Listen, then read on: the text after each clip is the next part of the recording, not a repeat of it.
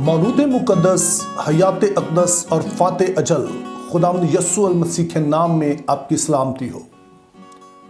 हमने जब इस सारी सिलसिले का आगाज़ किया तो हमने इस बात को देखा कि खुदा ने इंसान को अपनी शबीह पर बनाया, खुदा ने उसे अपने ख़ानदान के तौर पर बनाया। और जैसे कोई भी ख़ानदान होता है और उसकी ये ख्वाहिश होती है कि घर की जो जिम्मेदारियां हैं, घर की जो ज़रूरियात हैं, उसमें घर के तमाम अफराद शामिल हों। अगरचे के मुहैया करना आम तौर पर जो वालिद हैं उनकी जिम्मेदारी होती है, जो होम इकनॉमिक्स है, घर का इंतज़ाम है, वो ख़वातीन की। लेकिन हर माँ बाप की ख्वाहिश होती है कि बच्चे घर की जिम्मेदारियों में शरीक हों।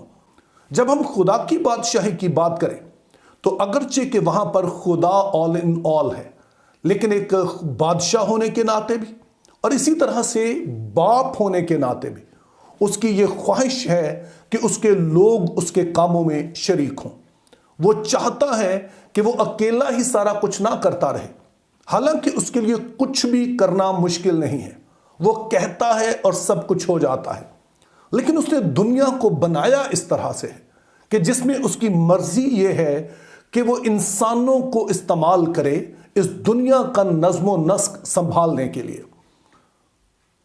आइए एक आयत पर गौर करते हैं जो बाइबल मुक़द्दस हमें बताती है, और ये एक इंतहाई अहम आयत है जिसके ज़रिए से आप अपने इंसान होने को और इसके खुदा के लिए एक किस तरह से मददगार हो सकते हैं, खुदा के मददगार के तौर पे हम कैसे काम कर सकते हैं, इस वाली बात को हम समझ सकेंगे। तो ये आयत जो है ये हमें ज़बूर की किताब में मिलती है, ज़बूर 115 और उसकी 16वीं आयत है, जिसमें यूं लिखा है, आसमान तो खुदावन का आसमान है, लेकिन ज़मीन उसने बनी आदम को दी है। इसका क्या मतलब है? इसका मतलब है कि अगरचे कि खुदा जो है वो पूरी कायनात का बादशाह है, आसमान अगरचे कि उसका तख्त है और वो सब कुछ करता है, लेकिन जब उसने ज़मीन बनाई तो उसने ये मुनासिब जाना, उसने ये ठहराया कि ज़मीन का नज़्म नस्क वो इंसान के हवाले करे। इसका हम शुरू से जब देखते हैं और आखिर तक आप देखते हैं तो इसमें एक तसलसल नज़र आता है। मिसाल के तौर पर जब ज़मीन पर बदी बढ़ जाती है, नूह जो है वो नूह का दौर आता है और खुदा ज़मीन पर तूफ़ान भेजने वाला है, तो खुदा चाहता तो खुद से किश्ती बना सकता था, लेकिन खुदा ने अपने इस काम में नूह को शामिल किया ताकि वो कश्ती बनाए। इसी तरह जब खुदा ने सोचा कि एक नई ऐसे लोगों पर मुश्तमिल कौम तैयार करे जो कि उस पर भरोसा करने वाली हो, आदम के बरक्स, तो खुदा ने अब्राहम को बुलाया। इसी तरह से जब हम अगला अहम देखते हैं कि बनी इसराइल को देखते हैं, जब खुदा ने ये मुनासिब जाना कि ज़मीन पर अपने लिए एक ममलकत बनाए जहाँ पर उसकी हुक्मरानी हो और उसके वसीले पूरी ज़मीन पर उसकी हुक्मरानी हो, तो हम देखते हैं कि खुदा ने फिर से एक कौम बनी इसराइल को लिया। इसी तरह से बनी इसराइल को जब खुदा ने छुड़ाना था मुल्क मिस्र से, तो खुदा ने मूसा को लिया। जब मूसा को नज़्म नस्क दिया गया तो मूसा के साथ और 70 लोग जो हैं मुकर्रर किए गए। जब खैमा इज्तिमा का इंतज़ाम संभालना था तो वो काहिनों के सुपुर्द किया गया। और जब फिर हम आगे बढ़ते हैं कि मुल्क मऊदा में पहुंचना था तो यशुआ लेकर गया। जब उसका फिर मुख्तलिफ इलाकों में जब मुश्किल पेश आती मुख्तलिफ कबीलों में, तो वहाँ पर कुज़ात खड़े किए गए। उसके बाद हम देखते हैं बादशाहत का आगाज़ हो जाता है और फिर अल्टीमेटली यस्सु मसीह को आते देखते हैं, और यस्सु मसीह के वसीले तमाम जो कि इंसान के रूप में आते हैं उनके वसीले चूंकि बरकत तमाम दुनिया तक पहुंचनी है। फिर से हम देखते हैं कि यस्सु मसीह के साथ 12 जो रसूल हैं उनको मुकर्रर किया जाता है, कलीसिया को मुकर्रर किया जाता है, और इस हुक्म के साथ कि वो तमाम दुनिया में जाकर जो है वो इंजील की मुनादी करें। सो खुदा जब पूरी दुनिया में निजात का इंतजाम करना चाहता है तो हम देखते हैं कि खुदा लोगों के वसीले काम करता है। सो पहला नुक्ता जो आज मैं हाईलाइट करना चाहता हूं वो ये है कि खुदा ज़मीन पर इंसानों के वसीले काम करता है। खुदा एक टीम वर्क का खुदा है। खुदा को ये पसंद है कि वो दूसरों को शामिल करके अपने कामों में वो उसको इस्तेमाल करे। ये मैं समझता हूँ एक बाप की तरह भी है کہ جیسے ایک باپ چاہتا ہے کہ اس کے کاموں میں اس کا خاندان شریک ہو، ایسے ہی خدا باپ چاہتا ہے۔ اور جیسے ایک بادشاہ جو ہے وہ بہت کچھ کرتا ہے اور وہ اپنے لوگوں کے وسیلے کرتا ہے، تو یہوہ بادشاہ بھی جو زمین پر جتنا کام ہے وہ لوگ جو انسان ہے، بنی نوع انسان ہیں، ان کے وسیلے کرتا ہے۔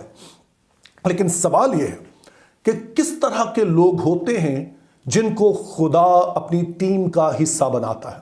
یہ امپورٹنٹ سوال ہے۔ تو اگر ہم پوری بائبل کا جائزہ لیں اور جو کچھ باغ عدن میں ہوا اور بعد میں ہوتا رہا، تو میں آپ کو بتا سکتا ہوں کہ چند باتیں خدا لازمی دیکھتا ہے۔ نمبر 1، خدا ان کو اپنی ٹیم کا حصہ بنانا چاہتا ہے جو اس کے اختیار کو تسلیم کرتے ہوں، جو سمجھتے ہوں کہ وہ آل ان آل نہیں ہے، وہ بادشاہ نہیں ہے، وہ جو چاہے جو مرضی وہ چاہے وہ نہیں کر سکتے ہیں۔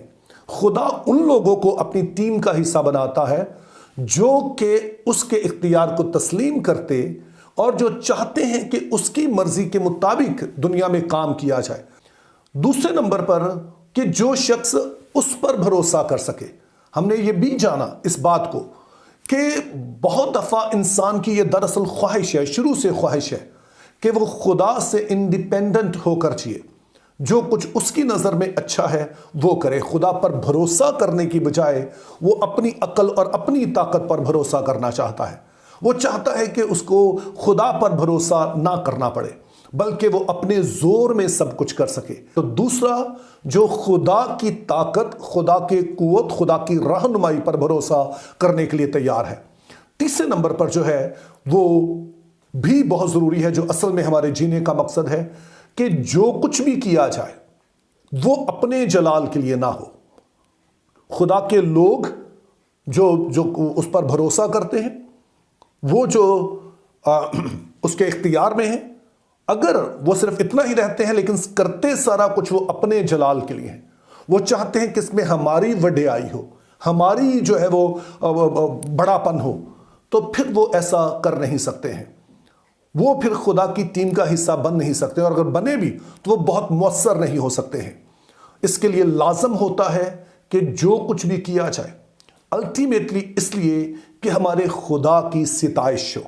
جو بھی خدمت ہمارے سپرد ہے، جو بھی کام ہمارے سپرد ہے، جو کچھ بھی دیا گیا ہے، اسی لیے بائبل مقدس کہتی ہے کہ فروتنی سے اس کے ہاتھ کے نیچے رہو تو تمہیں وقت پر سر بلند کرے گا۔ خدا ہمیں اس وقت سر بلند کرتا ہے جب ہم اس کے لیے جیتے ہیں، ہم اس کو جلال دینا چاہتے ہیں، اس کو بڑا بنانا چاہتے ہیں، تو پھر وہ ہمیں بڑا بناتا ہے۔ آج اگر آپ اس ویڈیو کو دیکھ رہے ہیں تو میری آپ کے لیے یہ دعا ہوگی کہ خدا آپ کو فضل دے کہ آپ اس کی ٹیم کا حصہ بن سکیں۔